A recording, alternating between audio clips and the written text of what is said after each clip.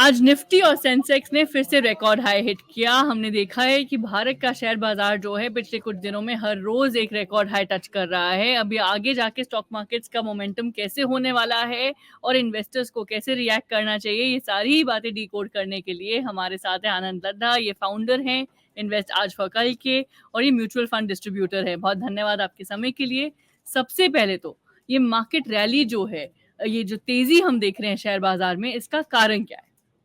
सबसे पहले thank you so much for having me on this show. हमेशा आपसे बात करके कुछ सीखने को मिलता है। आज जो हम डिस्कशन कर रहे हो मार्केट की रैली की बात कर रहे हैं। अभी की रैली 3 मेन कारणों से आई है।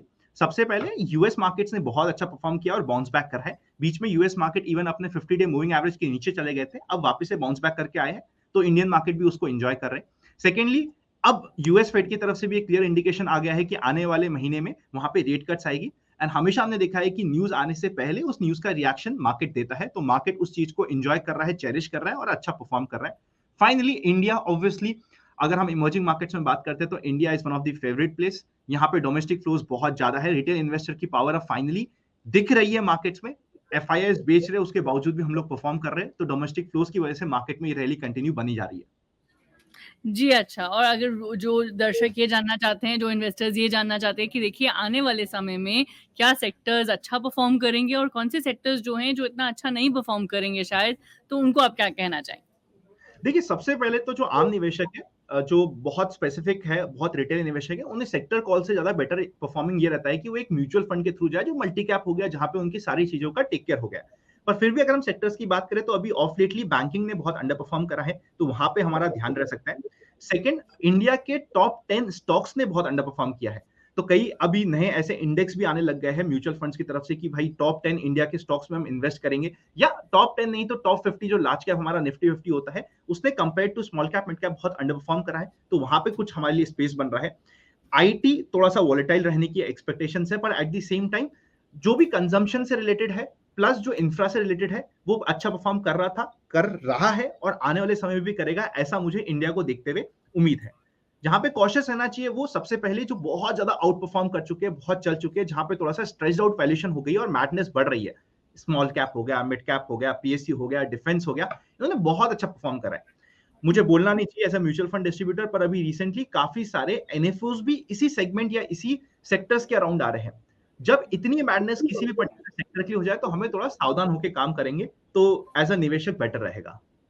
जी, बिल्कुल। और जो लोग ये जानना चाहते हैं कि देखिए आने वाले समय में क्या हमें जो है अनसर्टेन टाइम्स के लिए या मुश्किलों के लिए, वॉलेटिलिटी के लिए तैयार रहना चाहिए मार्केट मोमेंटम को देखते हुए, उनको आप क्या कहना चाहेंगे? मैम, इसका बहुत सिंपल सा जवाब है। मैं हिस्ट्री का डेटा की बात करता हूँ। अगर आप हिस्ट्री का डेटा देखेंगे तो दो डेटा है जिसको हम ध्यान देंगे। सबसे पहले पिछले अगर आप 5 से 6 यूएस इलेक्शन की बात करेंगे तो इलेक्शन से जस्ट पहले के 3 महीने बहुत वोलेटाइल रहते हैं।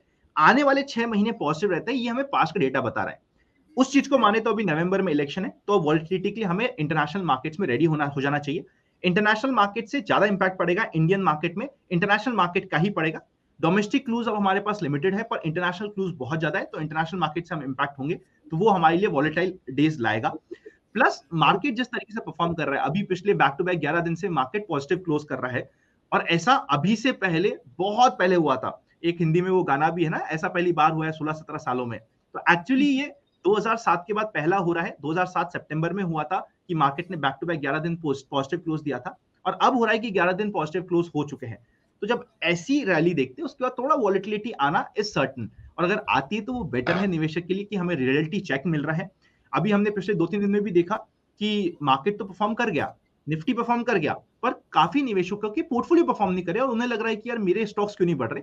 वो इसीलिए because small cap mid cap comparatively रुके हुए हैं अभी। अगर हम लार्ज कैप से कंपेयर करें तो हमें इस सारे सिनेरियो को ध्यान में रखते हुए अगले 2-3 महीने के लिए वॉलेटाइल पीरियड के लिए रेडी रहना चाहिए, और वो आपके लिए एज एन अपॉर्चुनिटी ही आएंगे। मैं किसी मेजर क्रैश की बात नहीं कर रहा कि 50% टूट जाएगा, आधा रह जाएगा, बट यस, वॉलेटिलिटी आने की संभावना पूरी है। जी, बहुत-बहुत धन्यवाद आपके समय के लिए और हमारे इन्वेस्टर्स और व्यूअर्स जो हैं, उनके लिए ये सब डिकोड करने के लिए। Thank you. Thank you ji.